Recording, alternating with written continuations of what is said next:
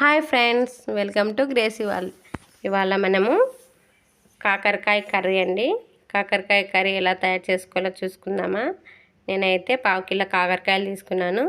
అటు సైడ్ ఇటు side cut చేసి మంచిగా నీట్గా శుభ్రం చేసుకొని ఒక ప్లేట్లో పక్కన ఉంచుకున్నానండి.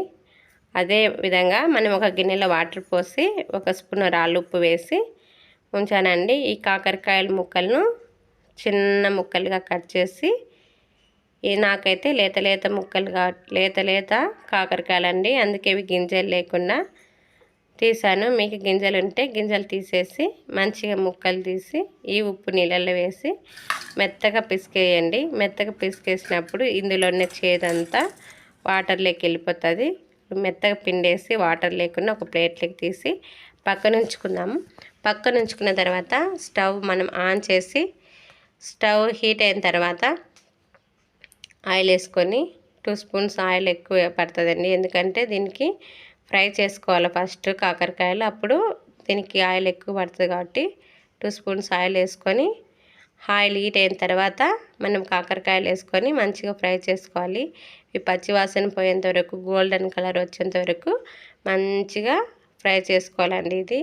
ఈ కర్రీకి ఇది మంచిగా ఫ్రై అయినప్పుడే చేదు అనిపించకుండా చాలా టేస్ట్గా ఉంటుంది. అదేవిధంగా ఈ కర్రీని చేదు ఉంటుందని ఎవరు తినరు, ట్రై చేయరు. నేను చెప్పే విధంగా మీరు ఫాలో అయితే చాలా టేస్ట్గా ఉంటుందండి. స్టవ్ ఆన్ చేసి అదే ఆయిల్లో ఆనియన్స్ ముక్కలు కట్ చేసి వేయాలండి. కట్ చేసి లో ఫ్లేమ్లో మంట పెట్టి మంచిగా కుక్ చేసుకోవాలి. హై ఫ్లేమ్లో ఉంటే మాడిపోతుంది. మాడిపోతే కర్రీ అంత టేస్ట్ అనిపించదు. అదేవిధంగా మనకు కలయి పెడుతూ ఒక 1 స్పూను ఆవాలు వేసి జీలకర్ర ఆవాలు వేసి మంచిగా ఫ్రై చేయాలండి.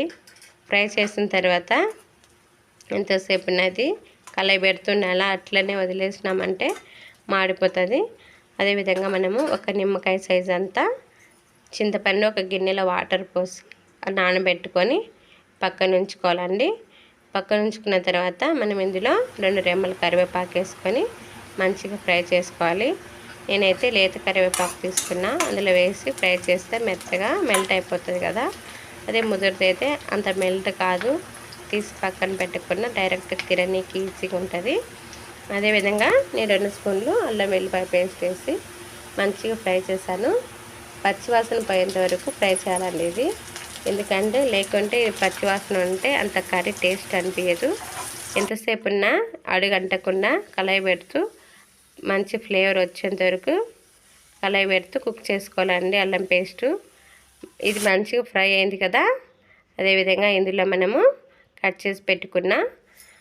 మనం ఫ్రై చేసి పెట్టుకున్నాం కదా కాకరకాయలను, ఈ కాకరకాయలు అందులో వేసి మంచిగా కలయి పెడుతూ అడుగంటకుండా మంచిగా కలయి పెడుతూ 1 మినిట్ 2 మినిట్స్ అంతా ఈ మసాలా ఈ అల్లం పేస్ట్ అంతా ఈ ముక్కలకు పట్టే విధంగా మనం కలయి పెట్టుకుంటూ 1 మినిట్ 2 మినిట్స్ మూత పెట్టి కుక్ చేసుకున్నాం అనుకోండి.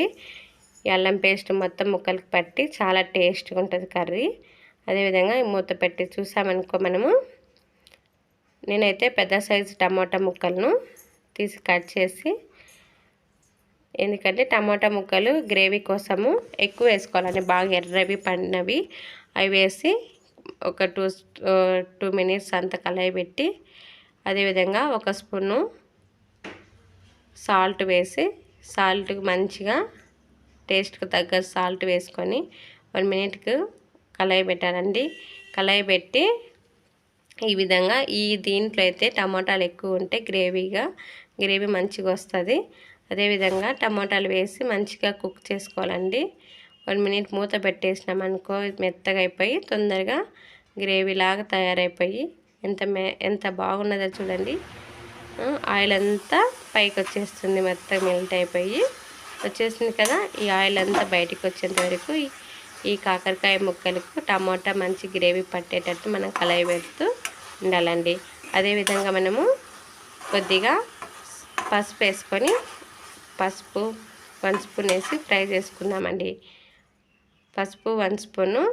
ఇది ఎక్కువ చపాతీలోకి, రోటీలోకి, రైస్లోకి చాలా టేస్ట్గా ఉంటుంది. అదేవిధంగా ఇది చేసిన రోజు కన్నా నెక్స్ట్ డే చాలా ఇంకా టేస్ట్గా ఉంటుంది. పసుపు 1 స్పూన్ పసుపు, 1 స్పూన్ కారం పొడి ఎందుకంటే కొంచెం ఎక్కువే పడుతుందండి.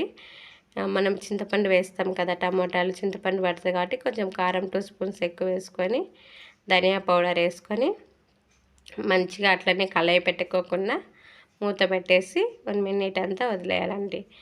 అప్పుడు ఆ ఫ్లేవర్ అంతా ముక్కలకు పట్టేసి చాలా చాలా టేస్ట్గా ఉంటుంది. మూత పెట్టేసి 1 మినిట్ తర్వాత తీసి చూస్తే మొత్తం ఒక్కసారి అంతా కలయి పెట్టేస్తే చాలా టేస్ట్గా ఎంతో ఇష్టపడతా మీరు తింటారండి. మీ ఇంట్లో వాళ్ళు కానీ చాలా ఇష్టపడి తింటారు. అదేవిధంగా మనం ముందుగా చింతపండు రసము పిసికి పక్కన ఉంచుకొని ఆ రసాన్ని అందులో పోసి మంచిగా కుక్ అయ్యేంత వరకు 1-2 మినిట్స్ కలయి పెడుతూ మంచి గ్రేవీ ఆయిల్ బయటికి వచ్చేంత వరకు కుక్ చేయాలండి. ఆయిల్ బయటికి వచ్చేసింది అనుకో ఈ కర్రీ రెడీ అయినట్లే. అదేవిధంగా మనము మంచిగా కుక్ అయిపోయింది కదా, చూడండి ఎంత బాగా టేస్ట్గా వచ్చేసిందో. అదేవిధంగా లాస్ట్న మనము కొత్తిమీరతో గార్నిష్ చేసుకొని గార్నిష్ చేసుకోవాలండి. గార్నిష్ చేసుకున్న తర్వాత మనము సర్వింగ్ బౌల్లోకి సర్వ్ చేసుకొని ఎమ్మిగా తినేయడమే. ఎంతో టేస్టీ అయిన ఈ కాకరకాయ కర్రీని ప్రతి ఒక్కరు టేస్ట్ చేయండి, ట్రై చేయండి. అదేవిధంగా మీరు మన ఛానల్ ఫస్ట్ టైం చూస్తున్నట్లయితే ప్లీజ్ సబ్స్క్రైబ్ చేయండి, లైక్ చేయండి, షేర్ చేయండి. ఇలాంటి వీడియోస్తో మళ్ళీ కలుద్దాం.